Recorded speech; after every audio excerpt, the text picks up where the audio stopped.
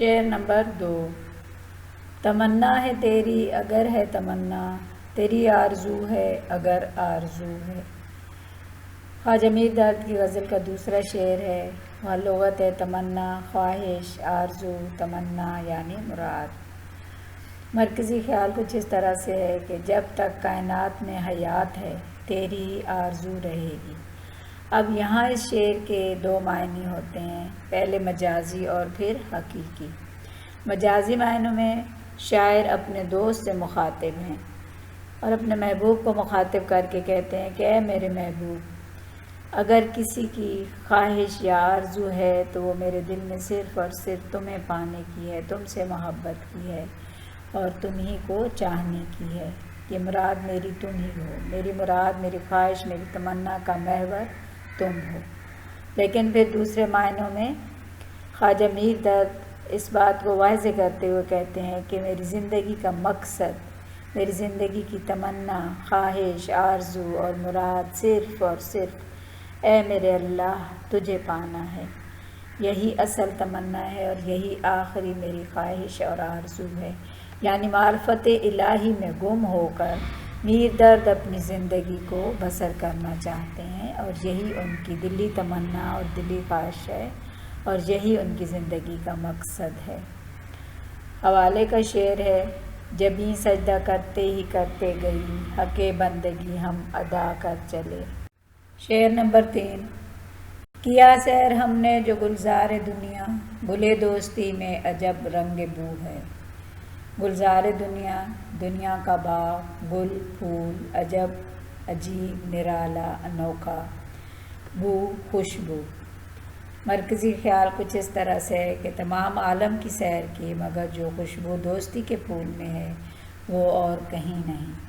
شاعر نے یہاں پر مجازی پہلو لیا ہے۔ خواجہ میر درد اس شعر میں دوستی کی اہمیت کو اجاگر کرتے ہوئے کہتے ہیں، دیکھیں دنیا میں بے شمار رشتے ہیں، انسان کے جو خونی رشتے ہیں وہ تو ہیں ہی ہیں، وہ تو انسان کا پاس رکھتے ہیں، لیکن دوستی کا ایک ایسا رشتہ ہے کہ جس کو صرف اور صرف بھروسے پر قائم کیا جاتا ہے۔ اگر بھروسہ ٹوٹ جائے تو پھر یہ رشتہ کبھی قائم نہیں رہ سکتا۔ تو یہاں پر شاعر نے اس دوستی کے رشتے اور اس ناطے کی اہمیت کو اجاگر کرتے ہوئے کہا ہے کہ میں نے سارے عالم کی سیر کی، پوری دنیا میں گھوما، لیکن تمام رشتے میں نے دیکھے، لیکن مجھے ہر رشتے میں کہیں نہ کہیں کوئی نہ کوئی بناوٹ نظر آئی۔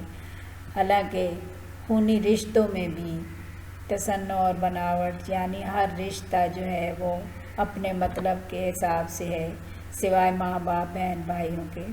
اور دوستی کا یہ ایک ایسا رشتہ ہے کہ پوری دنیا میں جب نظر ڈالی تو ہر طرف مجھے اس پیاری سی دوستی اور اس پیارے سے رشتے کی جو لذت اور خوبی اور محبت نظر آئی، اس کی دوسری کوئی مثال نہیں ملتی، یعنی کسی چیز میں نہیں۔ پوری دنیا میں جو خوشبو محبت کی دوستی کے پھول کی ہے وہ کسی اور پھول میں نہیں، وہ اور کسی چیز میں محسوس کی ہی نہیں جا سکتی۔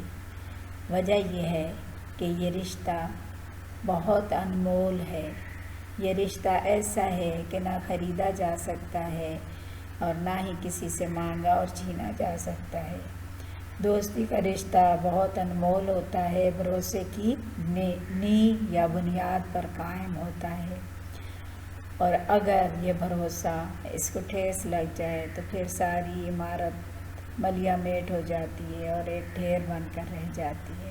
لہٰذا خلوص کی جو بنیاد ہے وہ صرف اور دوستی ہے، صرف اور صرف دوستی خلوص کی بنیاد ہے، اور اس خلوص میں سے جو محبت کی خوشبو آتی ہے، جو اس پھول سے جو محبت کی خوشبو آتی ہے وہ ایک عجیب ہے، ایک نرالی، ایک انوکھی خوشبو ہے۔ اس جیسی خوشبو پوری دنیا کے کسی باغ میں سے نہیں آتی۔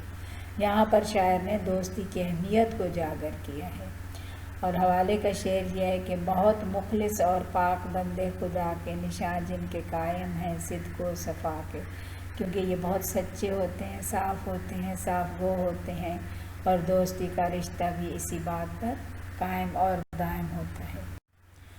اشعار کی تشریح میں چوتھا شعر ہے، نظر میرے دل کی پڑی درد کس پر، جدھر دیکھتا ہوں وہی روبرو ہے۔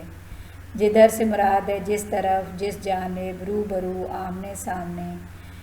اس غزل کا یہ شعر مقطع ہے، شاعر خود سے مخاطب ہیں۔ خواجہ میر درد خود سے مخاطب ہو کر اللہ تعالیٰ کی وحدانیت کا اور اللہ تعالیٰ کی کاریگری کا اقرار کرتے ہوئے کہتے ہیں، مرکزی خیال کچھ اس طرح سے ہے کہ ساری دنیا میں صرف تو ہی تو نظر آئے۔ خواجہ میر درد اللہ تعالیٰ کی وحدانیت کا اپنی غزل کے مقطع میں اقرار کرتے ہوئے خود سے مخاطب ہو کر کہتے ہیں کہ اے میرے اللہ، اے میرے رب کائنات، اے میرے پالنے والے، اے میرے پیدا کرنے والے خالق، اس پوری دنیا میں نظر جس طرف بھی اٹھاتا ہوں، نظر میری جس طرف جاتی ہے، میرے دل میں تو ہی نظر آتا ہے۔ میں جس طرف دیکھتا ہوں، یعنی دل کی نظر سے دیکھوں یا آنکھ کی نظر سے دیکھوں، مجھے تو ہر طرف بسا ہوا نظر آتا ہے۔ میرے دل و دماغ پر ہر طرف، ہر جگہ تیری ہی رحمت، تیری ہی قدرت اور تیری ہی کاریگری چھائی ہوئی ہے۔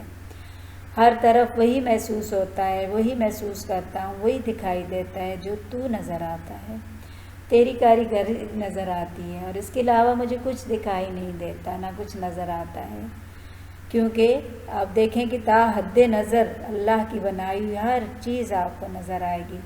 آپ اپنی ذات کو دیکھ لیں، درخت، پھول، پودے، زمین، آسمان، پتھر، چٹانیں، مٹی، ہوا، پانی، کچھ بھی۔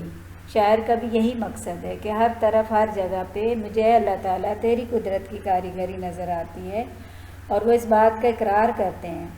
خواجہ میر درد خود سے مخاطب ہوتے ہوئے اس مقطع میں اس بات کا اقرار کر رہے ہیں کہ اس کائنات کی بنائی ہوئی ہر چیز کی طرف، جس جانب بھی میں دیکھتا ہوں، اللہ کی قدرت کی کاریگر جلوہ گر دکھائی دیتی ہے، اور پھر میں بے اختیار کہہ اٹھتا ہوں بے شک اللہ ہر جگہ موجود ہے، کیونکہ اللہ تعالیٰ کی ذات ہماری شہرت سے بھی زیادہ قریب ہے۔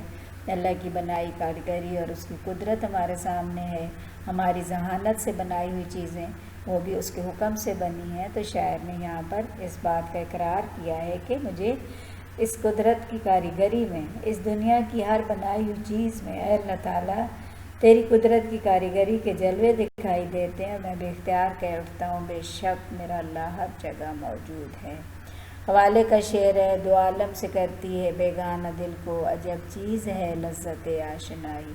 جب انسان اللہ تعالیٰ کی ذات سے واقف ہو جاتا ہے تو دونوں عالم سے اسے وہ بیگانہ کر دیتی ہے، اور اس کا دل صرف اور صرف اللہ کی وحدانیت کا اقرار کرتا ہے، اور وہ صرف اللہ کو تلاش کرنے اور معرفت الہی کی تلاش میں گم ہو کر رہ جاتا ہے۔ مشقی سوالات۔ عزیز طلبہ و طالبات، جب آپ اس غزل کو بغور سماعت فرمائیں گے تو ان تمام جو سوالات ہیں ان کے جوابات تحریر کرنے کے بخوبی اہل ہو جائیں گے۔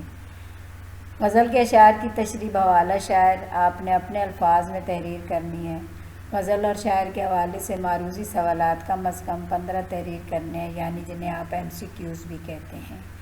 خواجہ میر درد کے حالات زندگی پر مختصر نوٹ تحریر کرنا ہے۔ مجھے امید ہے کہ آپ جب اس لیکچر کو سماعت فرمائیں گے تو ضرور مستفید ہوں گے۔